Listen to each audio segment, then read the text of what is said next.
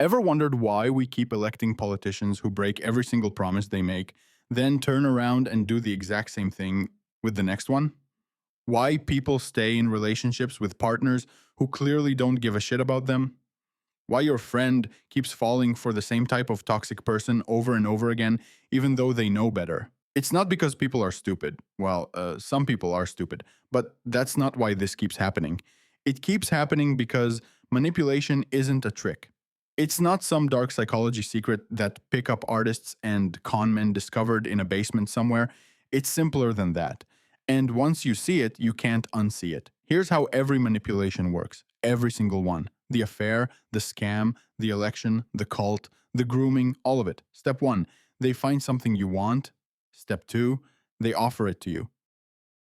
That's it. That's the whole thing. You're probably thinking that it can't be that simple. If manipulation was just two steps, wouldn't everyone be doing it to everyone all the time? The thing is, we kinda are. Every day.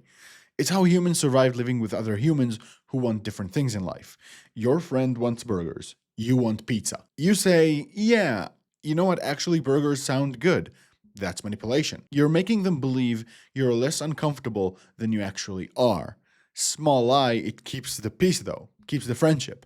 The difference isn't whether we manipulate or not. It's what we're willing to take while someone thinks we're giving. For every manipulation that keeps the peace, there's one that will take it from you. Like this. A woman goes to a bar alone, not looking for anything, just needed to breathe for a second because her husband's been dismissive for years and she's tired of bracing herself every time she opens her mouth around him. Some guy starts talking to her. He's not even smooth. He just listens, doesn't interrupt, doesn't get defensive, doesn't make her feel like her thoughts are stupid. And something in her exhales for the first time in God knows how long. She's not being seduced by charm. She's being seduced by the absence of pain. By finally, not having to prepare for a fight just to express a feeling. She keeps talking, tells him things she didn't mean to tell him, and every word is a map of exactly what she's missing. He doesn't even have to be clever about it. He just has to keep being the opposite of what she has at home.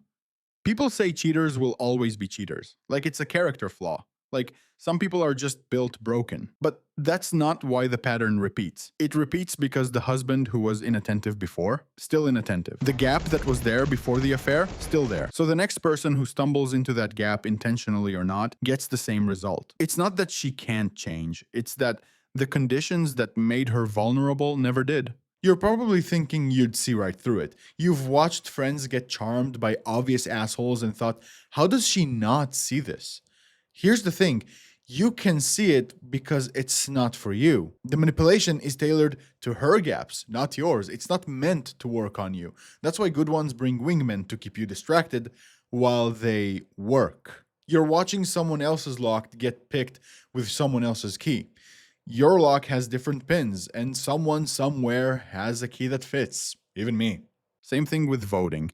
You vote for someone who promises economic security, jobs, stability, protection from chaos. They don't deliver. 4 years later, someone else shows up promising the same things but louder, more confident, better marketing. You know it's probably bullshit. You're not naive. You've been burned before. But here's the thing they're counting on. You still want those things. You stop trusting that specific politician, but you didn't stop wanting safety. You can't. It's not a choice. The want is hardwired. And every election cycle, someone new figures out how to speak directly to that want while you're still hurting from the last disappointment. They're not fooling you with lies. They're exploiting the fact that your need never went away. You're probably thinking, but I know politicians lie. I'm not naive. Right. You know, and you vote anyway. Because knowing someone is probably lying about how they'll get you what you want doesn't make you stop wanting it. You're not being tricked into wanting safety from this president or the previous one, or stability, or someone to blame for why things are hard. You already want those things. The politician just has to be the most convincing person offering them this cycle. That's not a con, that's an auction. And you're bidding with your vote because the alternative is walking away from the table with nothing. And yeah, I'm gonna go here. Child predators. We imagine them as obvious monsters, creepy guys in windowless vans. But the ones who actually succeed, the ones who get access, they're patient, they're kind. They're the first adult who ever made that kid feel like their thoughts actually mattered. A kid who gets ignored at home, dismissed, told their problems aren't real problems. That kid is starving for someone to just fucking listen. And then someone does. Not in a creepy way, not at first, just sees them, validates them, treats them like a person instead of an inconvenience. That's not manipulation the kid can recognize. That's the first time anyone's made them feel real. By the time the trap closes, they don't even know they're trapped, because being trapped feels better than being free and invisible. It's lazy to say that kids are just gullible, too young to spot manipulation, or their parents didn't warn them enough. But a kid who feels safe at home, who feels like they can say anything to their parents without being dismissed, is infinitely harder to groom, even if they weren't explicitly warned about predators, simply because that kid doesn't need the groomer's attention. They already have their parents. And even if the groomer tries, that kid goes home and tells their parents immediately, because why wouldn't they? The groomer's signature move is to say, your parents would freak out if they knew about this, right? Or the likes of that, to make themselves as the safe one. But that kind of kid just says, no, they wouldn't freak out if I told them that. I tell them everything. Game over. This is the part that pisses me off. We talk about manipulation like it's something that happens to weak people, gullible people, people who should have known better. But it's not about weakness, it's about hunger. Every person walking around has gaps, places where they're not getting what they need. And manipulation is just someone figuring out where your gap is and standing in front of it with their hands open. The wife wasn't weak. She was starving for basic respect. The voter wasn't stupid. They were desperate for stability. The child wasn't naive. They were invisible until someone finally saw them. The manipulation isn't the impressive part. The impressive part is how many of us walk around with these gaps for years, exposed, obvious, and no one, not our partners, not our governments, not the people who claim to care about us, bothers to fill them. So when someone finally does, even if they're full of shit, even if they're using us, it feels like water in a desert. And you don't ask where the water came from when you're dying of thirst.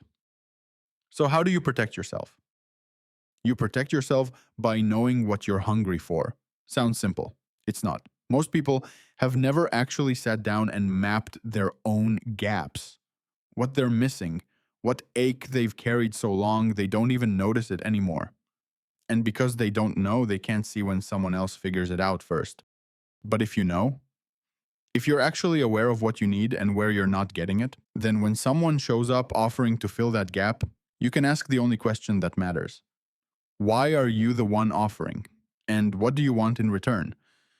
Get your needs met by people who have no agenda. Build systems that actually give you the safety you're looking for instead of hoping someone will promise it to you. Find people who will listen without wanting something back. A person with no cracks has nothing for manipulation to grip onto.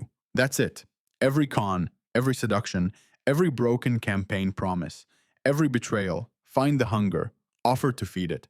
The only variable is whether you know you're hungry before they do. Thanks for watching, and as always, have a pleasant day.